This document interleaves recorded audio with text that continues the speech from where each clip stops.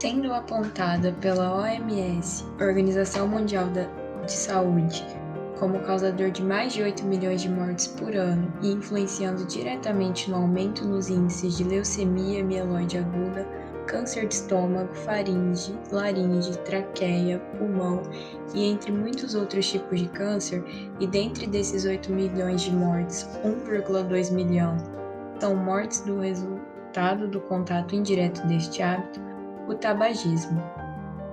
Meu nome é Gabriela Moreira e o Dose de Saúde de hoje abordará temáticas relacionadas ao tabagismo, tema importante para os dias atuais e com várias questões a serem tratadas. Venha participar dessa conversa conosco e esclarecer algumas dúvidas sobre esse assunto.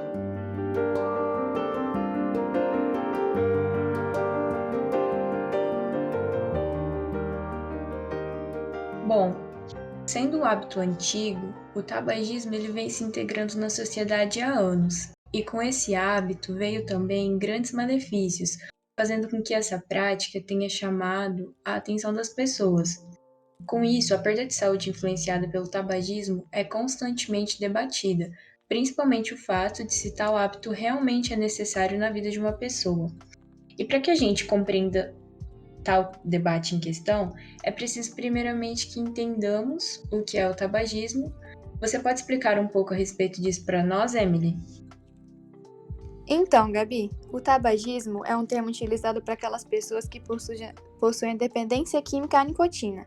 Essa que é presente principalmente no tabaco, que é utilizada como uma das principais substâncias do cigarro, do charuto, cachimbo, cigarro de palha, o fumo de rolo e os cigarros eletrônicos. E esse hábito tem grandes malefícios na vida do ser humano, podendo causar danos irreversíveis à pessoa que fuma diretamente ou até indiretamente, né? E esses são chamados os fumantes passivos. O tabagismo, ele é uma doença crônica e, de acordo com a revisão da Classificação Estatística Internacional de Doenças e Problemas Relacionados à Saúde, a CID, o tabagismo ele entrega um grupo de transtornos mentais e comportamentais em razão do uso da substância psicoativa. E ele também é considerado a maior causa evitável e isolável de adoecimentos e de mortes precoces em todo o mundo. Certo. Após termos entendido o que é o tabagismo, agora podemos falar o que tal hábito traz para a vida de quem o pratica e também das pessoas de convivência. Será que elas são afetadas de alguma forma? Então, o simples ato de fumar traz com o passar do tempo inúmeras doenças, podendo ser de uma simples hipertensão até um câncer, que poderá resultar na morte do indivíduo. O consumo do cigarro e dos outros derivados do tabaco estão associados a pelo menos 50 doenças, principalmente as cardiovasculares, como o câncer de pulmão, o enfisema pulmonar e a bronquite crônica, que estão entre as principais causas de morte no Brasil hoje. Isso porque as substâncias que normalmente compõem os cigarros são extremamente tóxicas para o corpo humano, podendo elas causar enfraquecimento das paredes vasculares, ocasionando um aneurisma e em seguida um derrame. Também causando a inflamação generalizada dos brônquios, por conta da massiva presença da fumaça nos alvéolos. E muitas das vezes, esses estão presentes no corpo do fumante ao mesmo tempo, fazendo assim com que a vida da pessoa fique cada vez mais debilitada, podendo chegar até a morte. Sim, sim, e acredito que muitas pessoas já devem ter ouvido falar que o hábito de fumar não afeta apenas o usuário, né? Mas as pessoas que estão ao seu redor diariamente. São consideradas os fumantes passivos devido à inalação da poluição tabagística, que é decorrente da fumaça dos derivados do tabaco em ambientes fechados, e segundo a Organização Mundial de Saúde, OMS, é a maior responsável pela poluição nestes ambientes. E ainda, segundo pesquisas, o tabagismo passivo é estimado como a terceira maior causa de morte evitável no mundo, só perdendo para o tabagismo ativo e o consumo excessivo do álcool. Exatamente. O indivíduo que convive com fumantes, inala fumaças de derivados do tabaco, principalmente em ambientes fechados, tem um risco bem maior de desenvolver alguma doença relacionada ao tabagismo. Quanto maior o tempo em que o fumante passivo fica exposto à poluição tabagística, maior é a chance dele adoecer. E muitas dessas fumantes passivos são crianças. E essas, por terem uma frequência respiratória mais elevada, são as mais atingidas, sofrendo assim as consequências drásticas na sua saúde, incluindo doenças como a bronquite, a pneumonia, a asma e até infecções no ouvido médio. Nossa, muito interessante saber disso. E no caso, se o fumante ou o fumante passivo for uma grávida?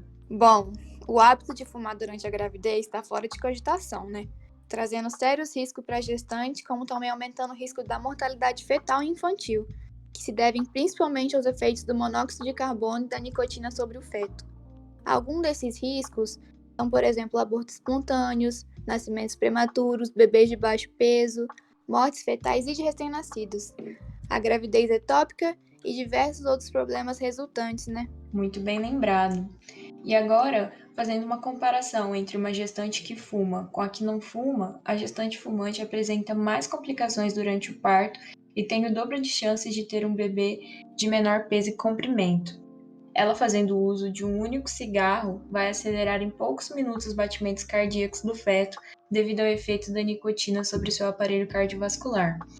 Agora imagina a extensão dos danos causados ao feto com o uso regular de cigarros pela gestante. Vale lembrar também que ela, sendo uma fumante passiva, irá absorver as substâncias tóxicas da fumaça, que passa para o feto através do sangue, né? Assim como pode passar a nicotina pelo leite ao bebê durante a amamentação. E é incrível ver como, já sabendo que o tabagismo ocasiona tantos malefícios, por que tantas pessoas ainda fumam, né?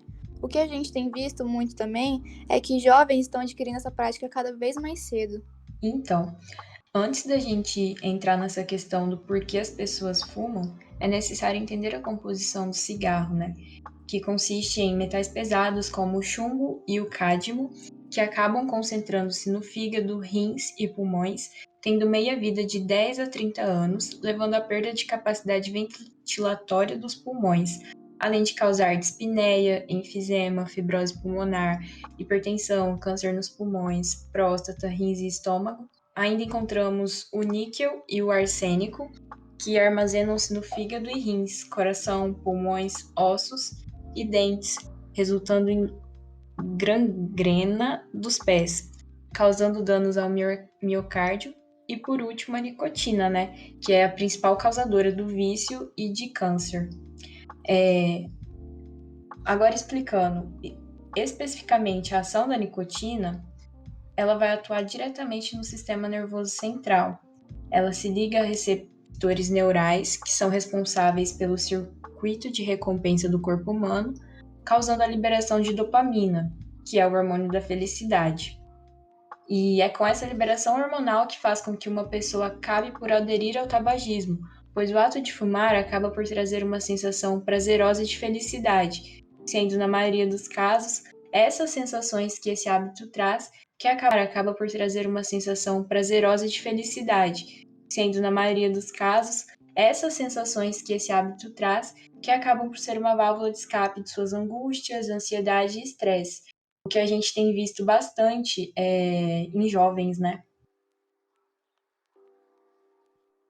Sim, agora que a gente já viu que Então, agora que a gente viu todos esses problemas e esses malefícios que o tabagismo faz, a busca para o tratamento dessa doença é de fundamental importância para a reabilitação do doente. Portanto, quais seriam os possíveis tratamentos do tabagismo? Então, caso o usuário tenha real interesse na busca de se tratar do tabagismo e o cessamento dessa doença, sendo ela um vício, o tratamento deve ocorrer de forma conjunta entre o uso adequado da medicação passada pelo médico e pelo autocontrole e busca da mudança de hábitos, que é de extrema importância para que ocorra a cura. O uso de medicamentos tem um papel bem definido no processo de cessação do tabagismo, que é o de minimizar os sintomas da síndrome de abstinência à nicotina, facilitando a abordagem intensiva do tabagistas.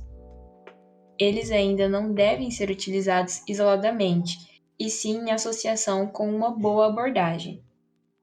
E hoje em dia, o SUS auxilia no tratamento de pessoas tabagistas, disponibilizando alguns medicamentos.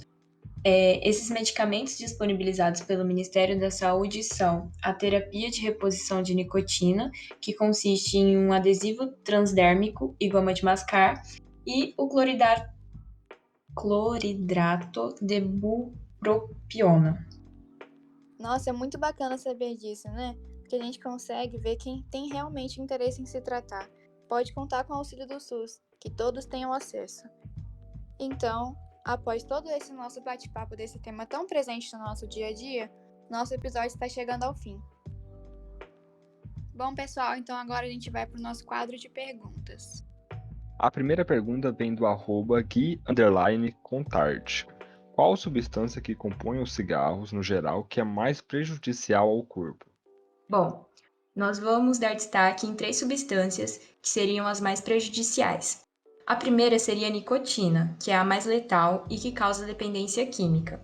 Quanto mais o fumante consome cigarro, mais exposto fica a outras milhares de substâncias tóxicas. Já a outra substância é o monóxido de carbono, que é a mais abundante, que é também o principal gás inflamável que é expelido pelos escapamentos de veículos. Ele seria o principal ingrediente, vamos dizer assim, da fumaça do cigarro. Ele tem a capacidade de se ligar às hemácias do sangue permanentemente, fazendo com que o transporte de oxigênio no corpo fique impelido. E por último, a substância mais radioativa, o plutônio, que é altamente cancerígeno, associado muitas vezes com câncer de pulmão, tendo um efeito cumulativo. E a ingestão de pequenas quantidades afeta o funcionamento dos rins também. A segunda pergunta veio da @BiaErditman. Quem fica exposto ao fumo passivo também corre o risco de ter problemas cardiovasculares? Sim, as pessoas que são expostas à fumaça ambiental do tabaco, elas têm um risco aumentado entre 25% e 30% para as doenças cardiovasculares fatais e não fatais. Tem uma pesquisa nos Estados Unidos que ela mostra pra gente que depois da lei antifumo, teve uma queda de 1/3 na incidência do infarto agudo do miocárdio e de 1/5 na incidência de morte súbita, quando comparado ao período anterior em que se podia fumar em ambientes fechados. A fumaça de ponta acesa do cigarro, ela tem um maior teor de alcatrão, monóxido de carbono, nicotina e outras substâncias tóxicas do que a fumaça isolada pelo fumante. Então, assim, ela se torna um pouco pior para a pessoa que está exposta a esse fumo passivo. A terceira pergunta vem do @veiga.lucas. É possível o tabagismo ocasionar impotência sexual nos homens? Então, o tabagismo ele vai aumentar a possibilidade disso acontecer, porque suas substâncias nocivas são potentes agentes vasoconstritores, aumentando a formação de placas nas artérias e dificultando a circulação do sangue para o pênis. Dessa forma, a tendência é que o fumo provoque entupimento dos vasos da região, impedindo que o sangue chegue com força suficiente aos corpos cavernosos a fim de manter a ereção. Por isso que dessa forma pode-se chegar a uma impotência sexual. Vamos agora para a quarta pergunta, que vem do @oliveirajaox. Por que as pessoas começam e continuam a fumar? Bom, geralmente a maioria dos fumantes, eles se tornam dependentes da nicotina antes dos 19 anos de idade. E há vários fatores que levam essas pessoas a começar a fumar. Dentre eles, a publicidade direta e indireta, que geralmente ela é dirigida principalmente aos adolescentes, jovens e mulheres, e fornece uma falsa imagem de que fumar está associado ao bom desempenho sexual, esportivo, ao sucesso, beleza, à independência e à liberdade. No Brasil, a publicidade dos produtos de tabaco é proibida, mas mesmo assim, há várias estratégias das indústrias para atrair pessoas que passem a consumir seus produtos. O fácil acesso à compra e os baixos preços, além da tentativa de serem aceitos por grupos de amigos fumantes, se espelharem em países dos fumantes, também podem corroborar para que o jovem passe a experimentar o cigarro e se tornar um próximo e um futuro dependente da nicotina. Vamos agora para a quinta pergunta, que vem da @Sabrina_Neves. Qual a diferença entre o cigarro comum e o cigarro eletrônico? Bom, a principal diferença é na forma como ambos vão funcionar. O cigarro comum, ele funciona por combustão das substâncias químicas presentes em sua composição. O fumante inala a fumaça levando os componentes do cigarro para o sangue. Já no cigarro eletrônico, não há essa combustão, ele funciona por vaporização. O líquido que é usado nesse cigarro é aquecido por uma pequena resistência presente no acessório e passa por um processo de evaporação, mas o vapor ainda vai para o sangue de uma forma menos agressiva.